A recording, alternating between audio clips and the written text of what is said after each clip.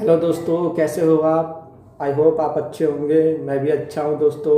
और आज जो वीडियो आपके सामने लाए हैं वो प्रशांत धवन सर की वीडियो है। आपको ये वीडियो देख के बहुत ही अच्छा लगेगा दोस्तों। और वीडियो का टाइटल है world should be worried about what India is doing. तो दोस्तों आइए देखते हैं इस वीडियो के अंदर क्या बताया जा रहा है। और कनाडा एक के बाद एक नए नए इशू उठा के इंडिया और कनाडा के रिश्ते ख़राब कर रहा है दोस्तों। अगर आपको ये वीडियो अच्छी लगे दोस्तों, इसे ज़रूर सब्सक्राइब कीजिए, शेयर कीजिए, लाइक कीजिए। तो मिलते हैं आगे की वीडियो में और अपना डिस्कशन देंगे वीडियो के एंड में। Let's start. नमस्कार and welcome you to world affairs. मैं हूं प्रशांत धवन। नाउ भारत और कनाडा के बीच में जो इश्यूज हैं ये अब सिर्फ निज्जर की किलिंग तक सीमित नहीं रहे। रिसेंटली जस्टिन ट्रूडो ने एक बड़ी स्टेटमेंट दी है। उन्होंने ये कहा है कि पूरी दुनिया को चिंतित होना चाहिए ये देख कर के भारत क्या कर रहा है। इन्होंने कहा है कि ऑलरेडी कई कंट्रीज बहुत ज़्यादा चिंतित हैं इंडिया के एक्शंस देखकर। अब पूरी दुनिया को भी इस इशू को रेज करना चाहिए। नाउ अगेन ये निज्जर की किलिंग के बारे में बात नहीं कर रहे, अब ये बात कर रहे हैं कि किस तरीके से इंडिया ने कनेडियन डिप्लोमेट्स को बाहर भेज दिया था इंडिया से, और ये कहा था कि जो कनेडियन हाई कमीशन है, जो कनेडियन डिप्लोमेट्स हैं इंडिया में, इनको अपने नंबर कम करने होंगे। तो इस बात को लेकर ना जस्टिन ट्रूडो बहुत ज़्यादा गुस्सा है। और इंटरेस्टिंगली यूके, यूएस और कुछ और कंट्रीज हैं, ये आज के समय कनाडा को सपोर्ट कर रही हैं। ये कह रही हैं कि जिस तरीके से कनेडियन डिप्लोमेट्स को निकाला गया है भारत से, ये ठीक नहीं है। इंडिया ने सही एग्जाम्पल यहाँ पर सेट नहीं किया। भारत का मानना यह है कि इंडिया ने कोई भी इंटरनेशनल कानून नहीं तोड़ा, और वियना कन्वेंशन के हिसाब से, अभी आपको बताऊंगा वियना कन्वेंशन क्या है, उसके हिसाब से इंडिया के जो एक्शंस हैं बिल्कुल जस्टिफाइड हैं और करेक्ट है। तो इस वीडियो में हम जानेंगे कि इशू क्या है, क्यों यूके और यूएस इस हद तक कनाडा के डिफेंस में उतर आए हैं। यूके ने तो ये भी कह दिया कि हम इंडिया के डिसीजन से एग्री नहीं करते। सो बहुत कुछ यहाँ पे आपको जानने को मिलेगा, मगर आगे बढ़ने से पहले आपसे क्वेश्चन पूछूंगा। क्वेश्चन ये है कि जो फाइव आइज ग्रुप है, जो काफी न्यूज में रहता है आज के समय, इसमें जो पांचवा मेंबर है वो कौन सा है? जो चार मेंबर्स हैं ये आपके सामने हैं, ऑस्ट्रेलिया, कनाडा, यूके और यूएसए। बताइए पांचवा मेंबर फाइव आइज में कौन सा है? इजराइल, आयरलैंड, न्यूजीलैंड या साउथ अफ्रीका? कमेंट सेक्शन में करिए उत्तर। सही आंसर मैं आपको दूंगा वीडियो के अंत में। नाउ जस्टिन ट्रूडो ने रिसेंटली जो स्टेटमेंट्स दिए उसमें एक बात आप नोट करोगे, बहुत ही अजीबोगरीब इनकी एक लाइन है। उन्होंने ये कहा है कि इंडिया आज के समय जिंदगी मुश्किल कर रहा है मिलियंस ऑफ लोगों के लिए जो इंडिया में भी रहते हैं और कनाडा में भी रहते हैं। नाउ यहाँ पे आपको सोचना होगा कि इंडिया में जो लोग रहते हैं उनके लिए जो मुश्किल है उसकी टेंशन जस्टिन ट्रूडो को क्यों हो रही है? वेल देखो, यहाँ पर इशू मेन ये है, इंडिया ने कहा है कि जितने डिप्लोमेट्स हमारे हैं आपके देश में, आप भी उतने ही डिप्लोमेट्स रखोगे हमारे देश में। ऐसा नहीं होगा कि भारत के 20 डिप्लोमेट्स हैं कनाडा में और कनाडा 60 डिप्लोमेट्स लेकर बैठा है इंडिया में। अब यहाँ पे आप पूछोगे मगर कनाडा ने इतने सारे डिप्लोमेट्स इंडिया में रखे क्यों थे? देखिए इसका बहुत ही सिंपल आंसर है, Indian students billions of dollars खर्चते थे कनाडा में पढ़ने के लिए, और ये एक बहुत ही बड़ा सोर्स ऑफ इनकम था कनेडियन यूनिवर्सिटीज के लिए, और कनाडा की इकोनॉमी में भी इससे बिलियंस ऑफ डॉलर्स इंडिया से जाते थे कनाडा में।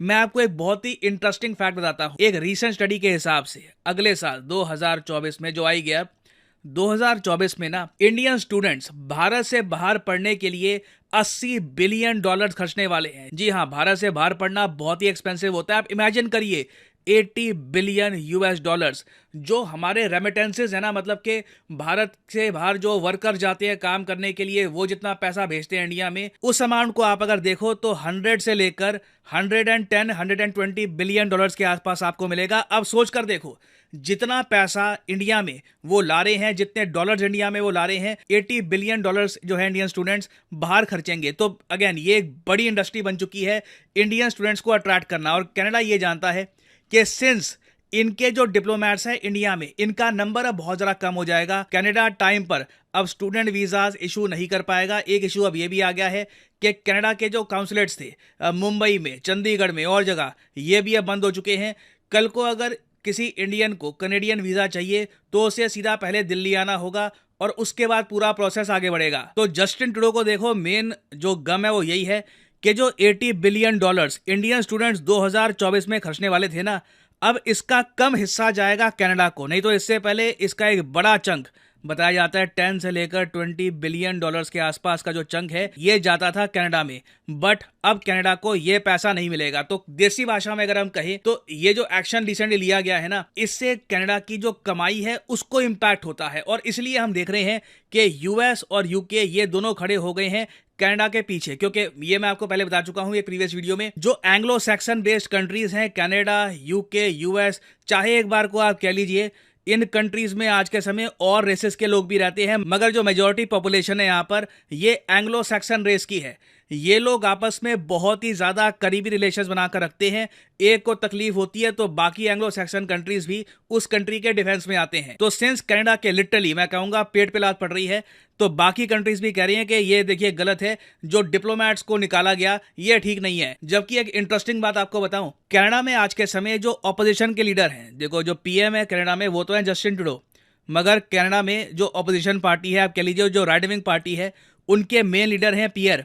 इन्होंने एक बात कही है, इन्होंने कहा है कि जस्टिन ट्रूडो ने अकेले इंडिया के साथ रिलेशंस खराब किए हैं, मैं जब कनेडियन पीएम बनूंगा तब इंडिया के साथ मैं रिलेशंस रिस्टोर करके दिखाऊंगा। तो अगेन देखो, कनाडा के ही बहुत सारे पॉलिटिशियंस ये मान रहे हैं कि जो कुछ भी हो रहा है ना ये चेंज किया जा सकता है, इंडिया के साथ बेहतर रिलेशंस ये मेंटेन कर सकते हैं अगर जस्टिन ट्रूडो की जो पॉलिसी है ये फॉलो ना की जाए। तो अगेन यूके और यूएसए ने कुछ कहा है, इसको लेकर ज्यादा चिंतित होने की बात है नहीं। ये इन स्टेटमेंट्स के अलावा यूके और यूएस और कुछ कनेडियन गवर्नमेंट के सपोर्ट में नहीं करने वाले। नाउ फिर हम आते हैं कि क्या भारत ने कोई इंटरनेशनल लॉ तोड़ा है, क्या ये कोई इंटरनेशनल ट्रीटी के अगेंस्ट है कि आप अगर किसी कंट्री को ये कहो कि आपके जो डिप्लोमेट्स हैं ना हमारे देश में, इनको निकालो, आप इनको बाहर निकालो, सब डिप्लोमेट्स को नहीं, कुछ डिप्लोमेट्स का नंबर आप कम करिए, क्या ये वियना कन्वेंशन के अगेंस्ट है? देखिए वियना कैपिटल है ऑस्ट्रिया देश की, ये एक यूरोपियाई देश है, और यहां पर ना 1964 में एक ट्रीटी सामने आई थी जिसका नाम था द वियना कन्वेंशन। इस इंटरनेशनल ट्रीटी में यह बात लिखी है कि डिप्लोमेट्स को क्या इम्यूनिटी दी जाएगी, डिप्लोमेट्स को क्या पावर होगी, क्योंकि ये बात तो आपको पता होगी कि अगर इंडिया का कोई डिप्लोमेट जाता है यूएसए में या जापान में तो वहां पर जो कानून है वो डायरेक्टली उस पर लागू नहीं होंगे, उनको डिप्लोमेटिक इम्यूनिटी मिलती है। तो ये सब बातें, उसके अलावा डिप्लोमेट्स का कंडक्ट कैसे होगा, किस तरीके से कंट्रीज एक दूसरे के डिप्लोमेट्स को ट्रीट करेंगी, ये सारी बातें आपको Vienna convention on diplomatic relations में मिल जाएगी। तो कनाडा कह रहा है कि इसका वायलेशन किया है इंडिया ने। नाउ इंडिया ने इसकी जवाब में सिंपली एक बात बोली है कि देखो इस कन्वेंशन का एक आर्टिकल है, आर्टिकल 11.1, इसमें साफ साफ लिखा है कि अगर दोनों कंट्रीज के बीच में कोई स्पेसिफिक एग्रीमेंट नहीं है कि कितने डिप्लोमेट रहेंगे आपके यहाँ, कितने डिप्लोमेट रहेंगे हमारे यहाँ, तो एक कंट्री कह सकता है कि दूसरा देश अपने जो टोटल डिप्लोमेटिक मिशन का साइज है ये अपनी लिमिट में रखे। ये बात कैटेगोरिकली लिखी है। इंडिया ने साफ साफ ये कह दिया है, हमने आपका जो मेन एम्बेसडर है, जो आपका हाई कमिश्नर है, उसे नहीं कहा कि जाओ, हमने ये नहीं कहा कि अपनी जो सारी एम्बेसीज है बंद कर दो, हम सिंपली ये कह रहे हैं कि जो साइज है अपने मिशन का वो उतना ही रखो जितनी आवश्यकता है आपको। नहीं तो आप सोच कर देखो, कल को कनाडा 1000 डिप्लोमेट्स इंडिया में डिप्लॉय कर, इनको कौन रोकेगा? कहीं तो कुछ एक लिमिट होगी ना। इंडिया कहेगा कि देखिए जितनी नीड है, जितना एक रीजनेबल नंबर होना चाहिए, उतने डिप्लोमेट्स यहाँ पे आप रखिए, आप जरूरत से ज्यादा डिप्लोमेट्स इंडिया में क्यों डिप्लॉय करके बैठ गए हैं? तो इंडिया ने सिंपली ये कहा है कि हम आपको ऐसा नहीं है कि रिलेशन तोड़ रहे हैं या फिर हम कह रहे हैं कि बस इंडिया से निकल जाओ, हम सिंपली ये कह रहे हैं कि जितने डिप्लोमेट्स इंडिया के हैं कनाडा में, सेम नंबर आप भी रखो। बट कनाडा को इसको लेकर काफी चिंता है, क्योंकि कनाडा के जो डिप्लोमेट्स हैं इंडिया में, ये प्राइमरली काम करते रहे वीजा प्रोसेसिंग का। जो इंडियन स्टूडेंट्स करोड़ों रुपए खर्चना चाहते हैं कनेडियन यूनिवर्सिटीज पर, ये जो पूरा प्रोसेस है ये कनाडा के जो डिप्लोमेट्स हैं यही फैसिलिटेट करते थे। अब डिप्लोमेट कम हो गए हैं तो भारत से जो ये बिलियंस ऑफ डॉलर्स हैं ये कनाडा में कम जाएंगे तो बहुत ज़्यादा स्लो पेस पे जाएंगे। तो इसलिए जस्टिन ट्रूडो काफ़ी ज़्यादा गुस्सा हैं, और आई थिंक आने वाले इलेक्शन में ना जो कनाडा में बहुत सारे इंडस्ट्रियलिस्ट हैं, जो बहुत सारे यूनिवर्सिटीज़ के डोनर्स हैं वहाँ पर, वो भी जस्टिन ट्रूडो के अगेंस्ट खड़े हो जाएंगे। वो कहेंगे कि इस आदमी की पॉलिसी की वजह से बहुत सारे इंडियन स्टूडेंट्स जो हमारे यहाँ आते थे पढ़ने के लिए अब नहीं आ पा रहे, इन्हें क्या आवश्यकता थी इंडिया के साथ रिलेशंस इस हद तक खराब करने की। तो देखिए ये बस अभी कुछ टाइम की बात है, और ये इशू काफ़ी हद तक जस्टिन ट्रूडो तक ही सीमित है। मोस्ट प्रॉब्ली कनाडा में जब एक ऑपोजिशन पार्टी पावर संभालेगी, इंडिया कनाडा के रिलेशंस वापस स्ट्रांग हो जाएंगे। बट हाँ, बीच में वीज़ा प्रोसेसिंग में एक्स्ट्रा टाइम लग सकता है। ना फाइनली वापस आते हैं अपने क्वेश्चन पे कि 5 आइज जो कंट्रीज हैं इनमें 5वां देश कौन सा है, ऑस्ट्रेलिया, कनाडा, यूके, यूएस और पांचवा देश है सी, न्यूजीलैंड। ये जो पांचों देश हैं ये एंग्लो सैक्सन कंट्रीज भी हैं। प्रिडोमिनेटली आप कह सकते हैं एंग्लो सैक्सन्स ने ही इन कंट्रीज को बसाया था और उन्हीं की वैल्यूज पे ये कंट्री आगे बढ़ती हैं। और इंटरनेशनल रिलेशंस में भी काफी बार देखा जाता है कि ये कंट्रीज एक दूसरे को सपोर्ट करती हैं। और फाइनली यहाँ पर मैं ये भी ऐड कर दूं कि आप किसी भी एग्जाम की तैयारी कर रहे हैं, चाहे एसएससी, यूपीएससी, बैंक, आप परचेज कर सकते हैं अनअकैडमी के क्वालिटी कोर्सेज। कमेंट सेक्शन में जाइए, पिन कमेंट में यहाँ पे आपको मिलेंगे link. For example let's say आपको प्रिपेयर करना है यूपीएससी के एग्जाम के लिए, तो यूपीएससी के लिंक पर यहाँ पर करिए क्लिक और यहाँ पे आप परचेज कर पाएंगे अनअकैडमी का यूपीएससी कोर्स। बट जो प्राइसेस यहाँ पर लिखे हैं, डोंट एवर पे दीज प्राइसेस। सिंपली यहाँ पर कोड डालिए PD10 and the prices will start falling and you will be able to save a lot of money. So use the code PD10 and save money. और इसी note के साथ ये है video का अंत। Thank you for listening. May the gods watch over you. दोस्तों ये वीडियो देखने के बाद मुझे तो बस यही लग रहा है दोस्तों कि ये कनाडा सुधरने वाला नहीं है और इंडिया जो भी कर रहा है बिल्कुल बढ़िया कर रहा है। इंडिया अपने डिसीजन पे कायम है। जब तुम हमारे डिप्लोमेट की इज्जत नहीं कर सकते तो हम क्यों करेंगे।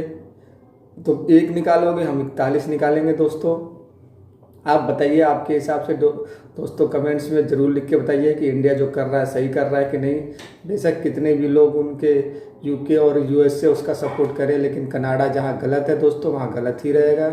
और इंडिया अपने तरफ से इशू नहीं बढ़ाना चाहता, लेकिन ये कनाडा एक के बाद एक बढ़ा रहा है।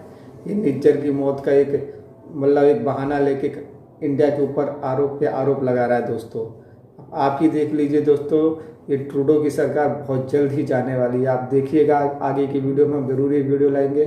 ट्रूडो की सरकार ज़्यादा दिन तक नहीं चल पाएगी दोस्तों। तो आपका क्या कहना है दोस्तों, ज़रूर हमें कमेंट बॉक्स में लिखिएगा। और अगर नए हैं तो ज़रूर इसे सब्सक्राइब कीजिएगा। मिलते हैं अगली वीडियो में। जय हिंद दोस्तों।